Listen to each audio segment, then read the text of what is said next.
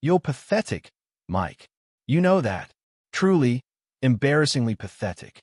Those were the words. Not whispered, not accidental, delivered with the precise, unhurried confidence of someone who has stopped caring whether what they say leaves a mark.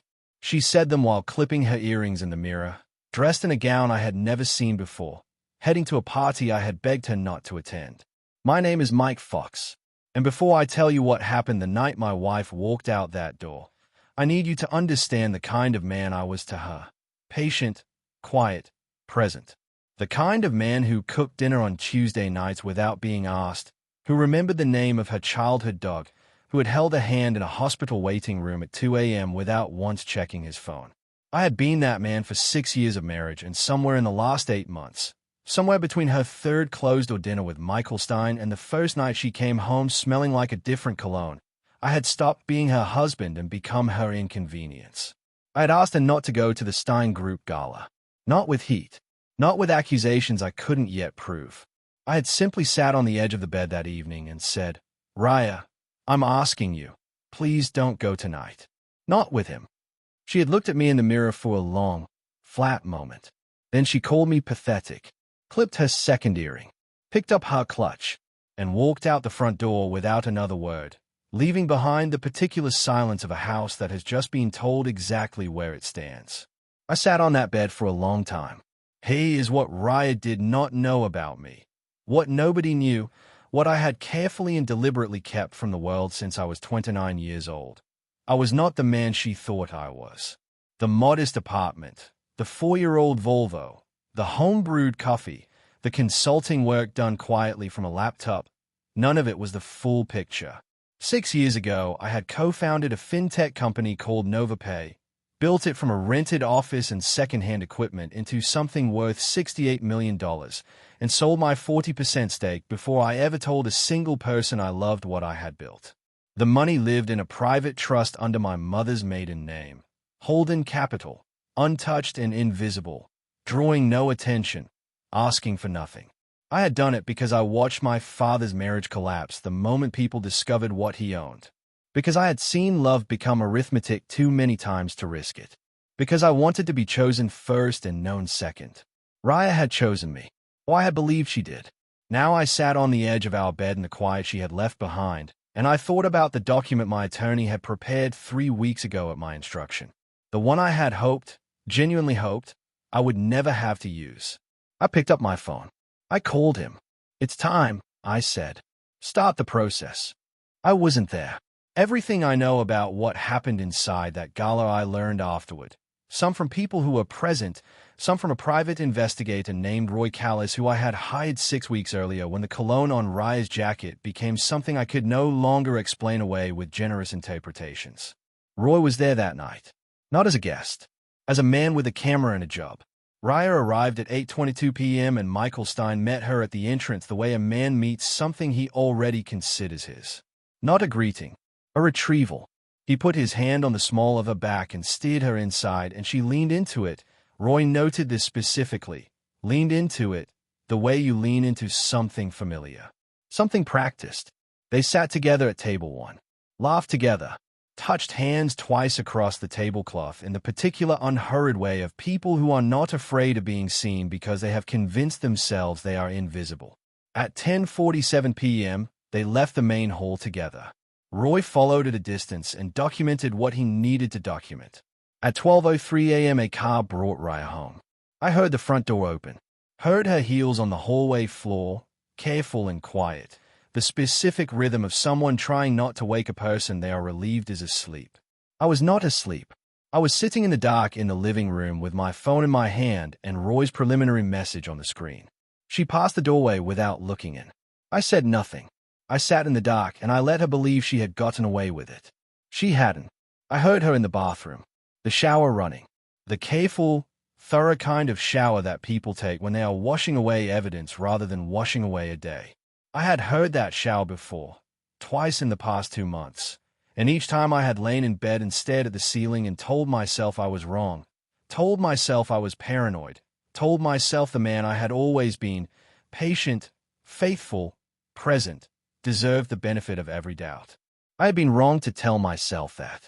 She came to bed 20 minutes later smelling like our shampoo, and she kissed my cheek in the dark and said, softly, like a woman practicing innocence, "You should have come. It was boring." I said, "I'm sure." She settled into her pillow. Her breathing slowed within minutes, the deep, unbothered rhythm of someone with a clean conscience or a very practiced one.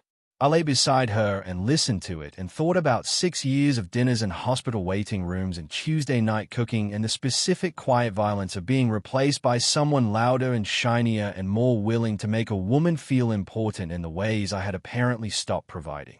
I thought about the document my attorney was finalizing at this exact moment. I thought about Holden Capital, $14.7 million, sitting perfectly still in a trust she didn't know existed, in a name she had never heard, attached to a version of me she had never bothered to look for. I thought about what tomorrow morning was going to feel like for her. Then I closed my eyes, and for the first time in months, I slept. She woke up in a good mood. I noticed that. Filed it. The way she stretched and hummed and padded to the kitchen with the loose, easy contentment of someone who had gotten exactly what they wanted and survived the getting of it. She poured herself coffee, scrolled her phone, smiled at something on the screen, I didn't ask what, and leaned against the counter in her robe looking like a woman who believed the hardest part was behind her. "I was thinking we could do brunch today," she said. "That place on Mercer Street." I looked at her across the kitchen. Calm, steady, the way I had practiced being all night. "Sure," I said. She smiled, went back to her phone. At 9:15 a.m. there was a knock at the front door. She looked up, mildly curious. "You expecting someone?" "Yes," I said. I opened the door. My attorney, Daniel Park, stood in the hallway in a gray suit holding a manila envelope with a particular expression of a professional who has delivered difficult documents before and feels neither pleasure nor guilt about it. Behind him stood a notary I had arranged the previous week. I stepped aside. Daniel walked in. Raya's coffee cup stopped halfway to her mouth. "Mike, what is this?" Daniel placed the envelope on the kitchen island between them. I said, "Divorce papers. Signed by me already. The notary is here for your acknowledgement of receipt." She stayed at the envelope, then at me, then at the envelope again. "Yo, this is a joke." "It isn't," I said. "Over what?"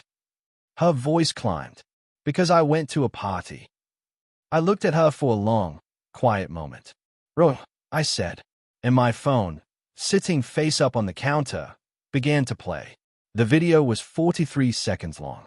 I had asked Roy to send only what was necessary, not to humiliate, not to destroy, but to ensure there was no version of this conversation where she could look me in the eye and tell me I was paranoid, that I was pathetic, that I was embarrassing.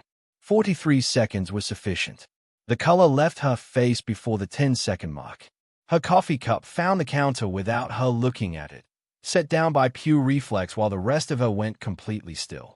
The particular stillness of someone watching their own life detonate in real time and understanding there is no version of this they can talk their way out of. When it finished, she didn't speak. I picked up the phone, slid it into my pocket. "That was taken last night," I said. "Roy has been documenting for 6 weeks. The attorney has everything. What's in the envelope is straightforward. I'm not asking for anything from you. I'm not making this ugly. I'm simply leaving. Mike, I need you to acknowledge receipt of the documents. That's all I need from you right now. Please just let me." "Raya." I said her name the way you say something for the last time, not with anger, not with cruelty, but with the absolute finality of a door being closed from the inside. "There is nothing to explain. I watched you choose this. Multiple times. Last night was simply the last time." She was crying now. The kind of crying that is half grief and half panic. The specific combination of someone who has lost something and is only fully understanding its value at the moment of its disappearance. I had loved this woman for 6 years. I felt the weight of that. I want to be honest about that. It was not nothing. But I signed the notary's form, shook Daniel's hand, and walked to the bedroom to finish packing the bag I had prepared 2 days ago. She followed me to the bedroom doorway. I want to give her this. She didn't beg with the cheap, frantic energy of someone who is only afraid of consequences. There were moments in those 10 minutes where I believed she was genuinely devastated. Whether Raya I had married, The one who argued passionately at dinner parties and remembered strangers' names and cried at documentaries about animals, was visible beneath the version she had become. But I had made my decision 2 days ago, and I had made it clearly. "Where are you going to go?" she asked. "That's not something you need to worry about," I said. "Mike, we have a mortgage. We have joint accounts. The joint accounts have been separated as of this morning. The mortgage will be handled through the settlement. Daniel will walk you through everything." She stared at me. "How are you? You can't afford to just—" She stopped. Something crossed her face. A new confusion layered on top of the existing devastation. "How are you doing any of this?" I zipped my bag. 6 years ago, I said, I co-founded a company called NovaPay. I sold my stake for $14.7 million. The money has been in a private trust since before we met. Your name was never on it. It was never a marital asset. You are entitled to nothing from it. The silence that followed was the loudest thing I had ever heard. She stood in the doorway, and I watched the full architecture of the last 6 years restructure itself behind her eyes. Every dinner, every budget, every night she had described Michael Stein's success to a man who was simply, quietly, choosing not to compete. "You're leaving," I said. "Yes." I picked up my bag and walked past her. I paused at the front door. Not from hesitation. I want to be clear about that. My decision was made, and it was solid, and there was no version of that morning where I was going to be talked back through that door. I paused because I am a thorough man, and there was one thing left to say. I turned around. She was standing in the hallway, arms wrapped around herself, mascara beginning its slow descent, still in her robe, still holding the life she thought she had and trying to reconcile it with the rubble currently arranged around her feet. I said, "I want you to know something. Not to hurt you. Just because it's true, and you deserve the truth even if you weren't willing to give me the same." She looked at me. "I was going to tell you about the money. About NovaPay and Holden Capital and all of it. I had a dinner planned 3 months ago. Candles. The restaurant from our first date. I was going to sit across from you and tell you everything and ask you if you still wanted the life we had built now that you knew what it was actually built on." She closed her eyes. "I canceled the reservation the night I found Roy's first report," I said. "The night I understood that the question I had been saving was no longer the right question." I opened the front door. "Take care of yourself, Raya." I walked out, pulled the door closed behind me, stood in the hallway for exactly 3 seconds. Then I walked to the elevator, pressed the button, and stepped inside. The doors closed. And that was the last morning I spent as Raya Fox's husband. She called him at 9:58 a.m. I know this because Roy, whose job had technically ended that morning, had one final piece of information he felt professionally obligated to pass along, which was that Michael Stein had been informed by his own attorney at 9:45 a.m. that a former NovaPay co-founder operating under the name Holden Capital had retained legal counsel and was prepared to present documentation to Stein Group's board regarding Michael's pattern of using subordinate employees for personal gain. Michael Stein, as of 9:47 a.m., was entirely occupied with his own catastrophe. When Raya called at 9:58, he did not answer. She called again at 10:04. Voicemail. She sent a message at 10:11. Roy did not have the contents of the message but documented that it was sent and received and that Michael Stein's read receipt activated at 10:14 a.m. He did not respond. She called a third time at 10:32. This time the call did not connect at all. He had blocked her number. I want you to sit with that for a moment, because this is the part of the story that has nothing to do with me. I did not instruct this. I did not arrange it. Michael Stein blocked my wife's number on the morning after she slept with him because he was a man who had gotten what he wanted and was now focused entirely on protecting himself. She had risked her marriage for a man who, when the weight of consequence arrived, could not find 30 seconds to answer a phone call. This is what she chose over 6 years of Tuesday night dinners in hospital waiting rooms and a man who remembered the name of her childhood dog. What happened to Michael Stein in the weeks that followed was not something I orchestrated beyond that first phone call to my attorney. The truth, once it begins moving, does not require much steering. The board documentation Roy had helped compile revealed a pattern. Raya was not the first. There had been 3 other employees over 6 years, each promoted strategically, each cultivated, each discarded when their usefulness expired. Two of them came forward voluntarily once the initial filing became semi-public through legal channels. A third filed her own separate complaint. Michael Stein resigned from Stein Group on a Tuesday afternoon via a statement so carefully worded it managed to say nothing true in 4 full paragraphs. The firm survived. He did not professionally, not in this city, not in this industry. Raya, meanwhile, found herself in a position nobody had specifically designed for her, but that had emerged naturally from the wreckage of the decision she had made. Her name had been adjacent to the initial filing, not accused, not implicated, but present. Present enough that the promotion Michael had given her was reviewed. Present enough that 2 colleagues who had watched her ascend past them suddenly had questions. Present enough that walking back into those offices became something she described to a mutual friend, who told me, months later, as like walking through a room where everyone already knows. She was not fired. I want to be accurate about that. She resigned in the 3rd week of November. On her own. Quietly. The career she had chosen over her marriage dismantled itself with a thoroughness I could not have planned. She called me for the first time 6 weeks after I walked out. I was in a hotel suite. Temporary. Comfortable. The kind of place you stay when money is not a constraint and permanence is not yet something you're ready to decide about. I had been sleeping well. Working. Reconnecting with people I had let go quiet during the years I had been so focused on being the right kind of husband that I had forgotten to remain a full person. Her name on my screen felt like a word in a language I used to be fluent in. I answered. I just needed to hear your voice, she said. I don't have an agenda. I'm not calling to fight. She stopped. Started again. He blocked me. Mike. The morning after. He just blocked me like I was nothing. I know. I said. A long silence. Did you know he would do that? I knew what kind of man he was, I said. That's why I asked you not to go. She was quiet for so long I thought the call had dropped. Then, is there any version of this way? No, I said. Gently. Completely. There isn't. She didn't argue. I think she had known the answer before she dialed. Some part of her had called not to change my mind but to hear it said aloud by someone who meant it.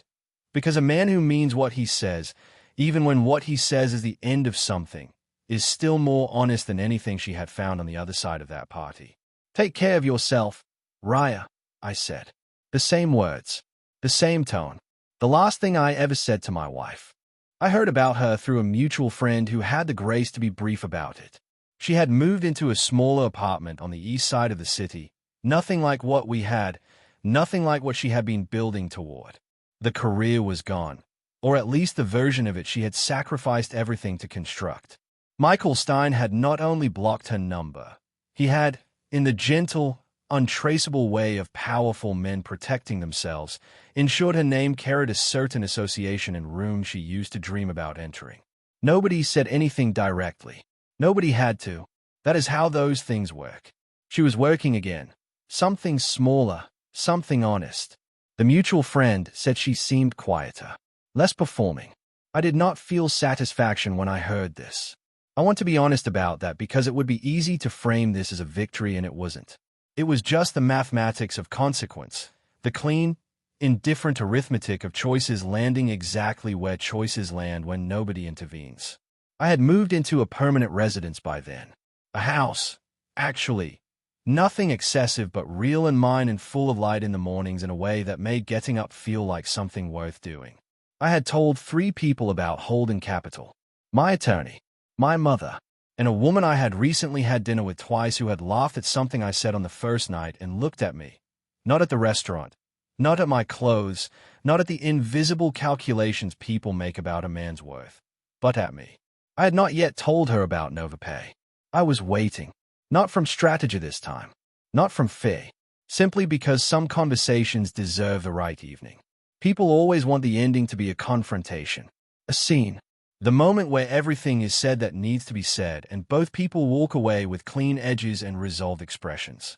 That is not what real endings look like. Real endings look like a Tuesday morning in a house full of light where you make coffee for one and it doesn't feel like absence anymore. It just feels like morning.